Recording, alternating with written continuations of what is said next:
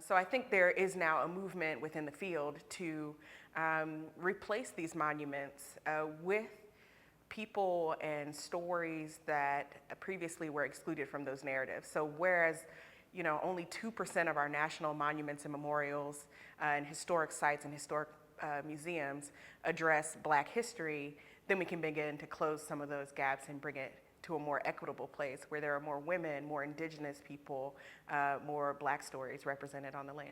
As a preservationist, I think the work that we do is inherently forward thinking. I see the work that I do in particular as Afrofuturist work.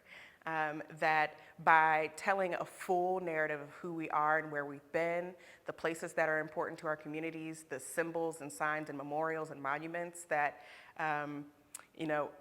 taken together, tell the story of who we are. By doing that in a way that is more truthful, I think we get closer to understanding who we are so that we can create a better future, so that we can envision and think through better avenues for our communities. And so I don't see removing monuments, especially the monuments of Confederate memorials, as erasing a story. Those monuments in and of themselves are not history.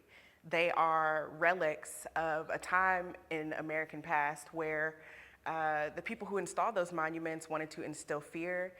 They wanted to create boundaries in the community. They wanted to show their power in the form of these statues that were meant to exclude and intimidate people. So I think taking them down is not an act of erasure. Instead, it's an act of reclaiming that space and using it to empower different voices, especially people who have been marginalized and excluded.